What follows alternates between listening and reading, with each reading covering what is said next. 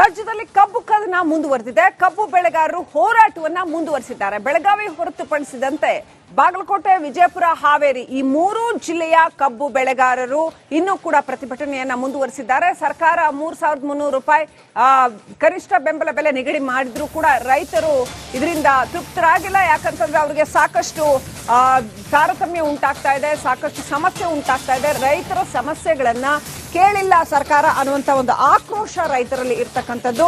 So ಗೊಂದಲ, ಇನ್ನೂ ಸಾಕಷ್ಟು ಗೊಂದಲ ಇದೆ ಕಬ್ಬಿನ ವಿಚಾರದಲ್ಲಿ ಅಂತ ಮುಧೋಳದಲ್ಲಿ ಆರ್ ಬಿ ತಿಮ್ಮಾಪುರ ಅವರು ಸಭೆ ಮಾಡಿದ್ರು, ಅದು ಕೂಡ ವಿಫಲವಾಯಿತು.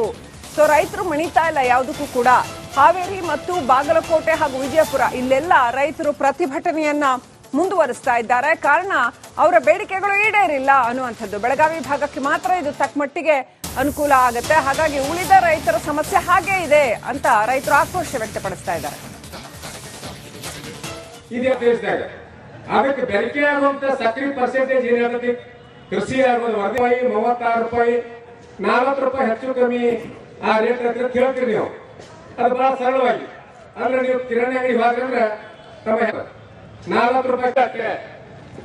ಆದ್ರ ಮೊದಲ ಕಂಡು ಹಿಡಿದ ಕಬ್ಬಿನಿಂದ ಸಾಕಿರಲ್ಲ, ಕಬ್ಬಿನಿಂದ ಮೂಲ ವಸ್ತು ಸರಾಯ್.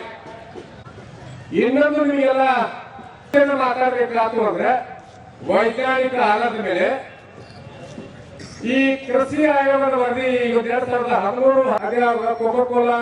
ಇದು ನೀವು ನೋಡ್ತಾ ಇರೋದು ಬಾಗಲಕೋಟೆಯ ದೃಶ್ಯಗಳು. ಬಾಗಲಕೋಟೆಯಲ್ಲಿ ಇನ್ನೂ ಕೂಡ ರೈತರು ಬೃಹತ್ ಪ್ರಮಾಣದಲ್ಲಿ ಪ್ರತಿಭಟನೆಯನ್ನ ನಡೆಸ್ತಾನೆ ಇದ್ದಾರೆ.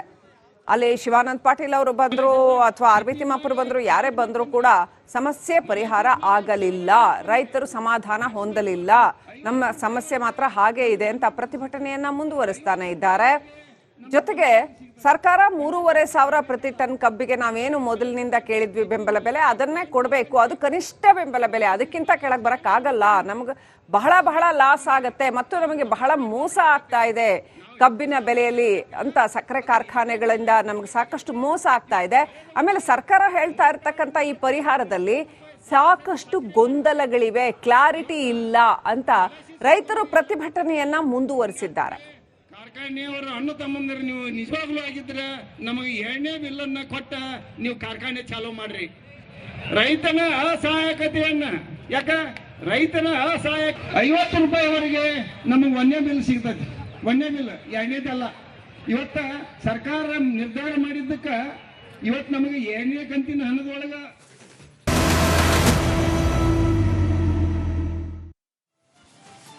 ರಾಜ್ಯದಲ್ಲಿ ಕಬ್ಬು ಕದನ ಮುಂದುವರೆದಿದೆ. ಕಬ್ಬು ಬೆಳೆಗಾರರು ಹೋರಾಟವನ್ನ ಮುಂದುವರಿಸಿದ್ದಾರೆ. ಬೆಳಗಾವಿ ಹೊರತುಪಡಿಸಿದಂತೆ ಬಾಗಲಕೋಟೆ, ವಿಜಯಪುರ, ಹಾವೇರಿ ಈ ಮೂರು ಜಿಲ್ಲೆಯ ಕಬ್ಬು ಬೆಳೆಗಾರರು ಇನ್ನೂ ಕೂಡ ಪ್ರತಿಭಟನೆಯನ್ನ ಮುಂದುವರಿಸಿದ್ದಾರೆ. ಸರ್ಕಾರ 3,300 ರೂಪಾಯಿ ಕನಿಷ್ಠ ಬೆಂಬಲ ಬೆಲೆ ನಿಗದಿ ಮಾಡಿದ್ರು ಕೂಡ ರೈತರು ಇದರಿಂದ ತೃಪ್ತರಾಗಿಲ್ಲ. ಯಾಕಂತಂದ್ರೆ ಅವರಿಗೆ ಸಾಕಷ್ಟು ತಾರತಮ್ಯ ಉಂಟಾಗ್ತಾ ಇದೆ, ಸಾಕಷ್ಟು ಸಮಸ್ಯೆ ಉಂಟಾಗ್ತಾ ಇದೆ. ರೈತರ ಸಮಸ್ಯೆಗಳನ್ನ ಕೇಳಿಲ್ಲ ಸರ್ಕಾರ ಅನ್ನುವಂತ ಒಂದು ಆಕ್ರೋಶ ರೈತರಲ್ಲಿ ಇರ್ತಕ್ಕಂಥದ್ದು.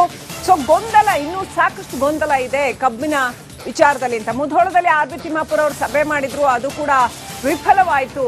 ಸೊ ರೈತರು ಮಣಿತಾ ಇಲ್ಲ ಯಾವುದಕ್ಕೂ ಕೂಡ. ಹಾವೇರಿ ಮತ್ತು ಬಾಗಲಕೋಟೆ ಹಾಗೂ ವಿಜಯಪುರ ಇಲ್ಲೆಲ್ಲ ರೈತರು ಪ್ರತಿಭಟನೆಯನ್ನ ಮುಂದುವರಿಸ್ತಾ ಇದ್ದಾರೆ. ಕಾರಣ ಅವರ ಬೇಡಿಕೆಗಳು ಈಡೇರಿಲ್ಲ ಅನ್ನುವಂಥದ್ದು. ಬೆಳಗಾವಿ ಭಾಗಕ್ಕೆ ಮಾತ್ರ ಇದು ತಕ್ಕಮಟ್ಟಿಗೆ ಅನುಕೂಲ ಆಗುತ್ತೆ. ಹಾಗಾಗಿ ಉಳಿದ ರೈತರ ಸಮಸ್ಯೆ ಹಾಗೇ ಇದೆ ಅಂತ ರೈತರು ಆಕ್ರೋಶ ವ್ಯಕ್ತಪಡಿಸ್ತಾ ಇದ್ದಾರೆ.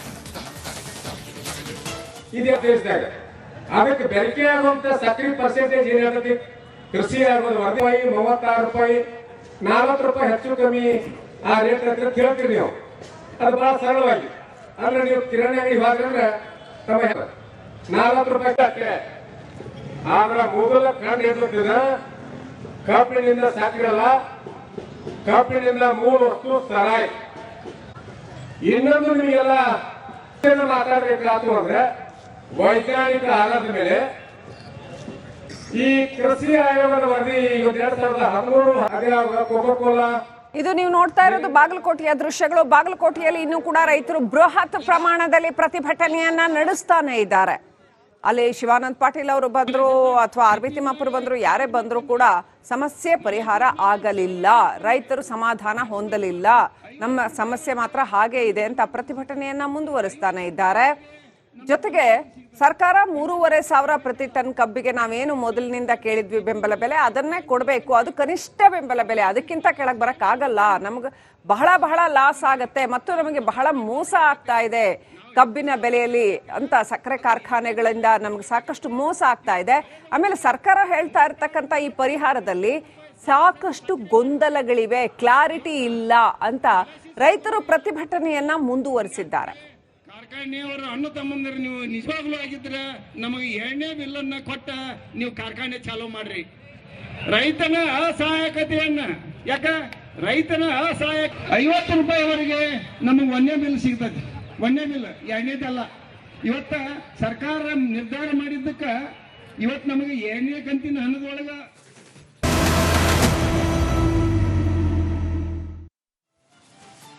ರಾಜ್ಯದಲ್ಲಿ ಕಬ್ಬು ಕದನ ಮುಂದುವರೆದಿದೆ. ಕಬ್ಬು ಬೆಳೆಗಾರರು ಹೋರಾಟವನ್ನ ಮುಂದುವರಿಸಿದ್ದಾರೆ. ಬೆಳಗಾವಿ ಹೊರತುಪಡಿಸಿದಂತೆ ಬಾಗಲಕೋಟೆ, ವಿಜಯಪುರ, ಹಾವೇರಿ ಈ 3 ಜಿಲ್ಲೆಯ ಕಬ್ಬು ಬೆಳೆಗಾರರು ಇನ್ನೂ ಕೂಡ ಪ್ರತಿಭಟನೆಯನ್ನ ಮುಂದುವರಿಸಿದ್ದಾರೆ. ಸರ್ಕಾರ 3,300 ರೂಪಾಯಿ ಕನಿಷ್ಠ ಬೆಂಬಲ ಬೆಲೆ ನಿಗದಿ ಮಾಡಿದ್ರು ಕೂಡ ರೈತರು ಇದರಿಂದ ತೃಪ್ತರಾಗಿಲ್ಲ. ಯಾಕಂತಂದ್ರೆ ಅವರಿಗೆ ಸಾಕಷ್ಟು ತಾರತಮ್ಯ ಉಂಟಾಗ್ತಾ ಇದೆ, ಸಾಕಷ್ಟು ಸಮಸ್ಯೆ ಉಂಟಾಗ್ತಾ ಇದೆ. ರೈತರ ಸಮಸ್ಯೆಗಳನ್ನ ಕೇಳಿಲ್ಲ ಸರ್ಕಾರ ಅನ್ನುವಂತ ಒಂದು ಆಕ್ರೋಶ ರೈತರಲ್ಲಿ ಇರ್ತಕ್ಕಂಥದ್ದು.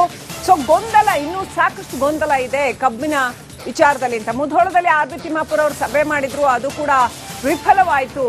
ಸೊ ರೈತರು ಮಣಿತಾ ಇಲ್ಲ ಯಾವುದಕ್ಕೂ ಕೂಡ.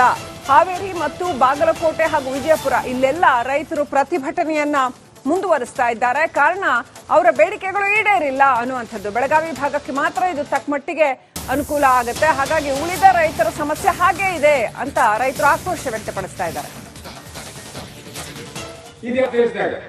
ಅದಕ್ಕೆ ಬೆಳಕೆ ಆಗುವಂತ ಸಕ್ರೆ ಪರ್ಸೆಂಟೇಜ್ ಏನಾಗುತ್ತೆ, ಕೃಷಿ ಆಗೋದು ವರದಿ 36 ರೂಪಾಯಿ 40 ರೂಪಾಯಿ ಹೆಚ್ಚು ಕಮ್ಮಿ ಆ ರೇಟ್ ಹತ್ರ ಕೇಳ್ತೀರಿ ನೀವು. ಅದು ಬಹಳ ಸರಳವಾಗಿ ಅಂದ್ರೆ ನೀವು ಕಿರಾಣಿ ಅಂಗಡಿ ಹೋದ್ರೆ ತಮ್ಮ 40 ರೂಪಾಯಿ ಅಷ್ಟೇ. ಆದ್ರೆ ಮೊದಲ ಕಂಡು ಹಿಡಿದ ಕಬ್ಬಿನಿಂದ ಸಕ್ಕರೆ ಅಲ್ಲ, ಕಬ್ಬಿನಿಂದ 3 ವಸ್ತು ಸರಾಯಿ. ಇನ್ನೊಂದು ನಿಮಗೆಲ್ಲ ಮಾತಾಡಬೇಕಾಯ್ತು ಅಂದ್ರೆ ವೈಜ್ಞಾನಿಕ ಆಧಾರದ ಮೇಲೆ ಈ ಕೃಷಿ ಆಯೋಗದ ವರದಿ 2013 ಕೋಕೋ-ಕೋಲಾ ಇದು ನೀವು ನೋಡ್ತಾ ಇರೋದು ಬಾಗಲಕೋಟೆಯ ದೃಶ್ಯಗಳು. ಬಾಗಲಕೋಟೆಯಲ್ಲಿ ಇನ್ನೂ ಕೂಡ ರೈತರು ಬೃಹತ್ ಪ್ರಮಾಣದಲ್ಲಿ ಪ್ರತಿಭಟನೆಯನ್ನ ನಡೆಸ್ತಾನೆ ಇದ್ದಾರೆ.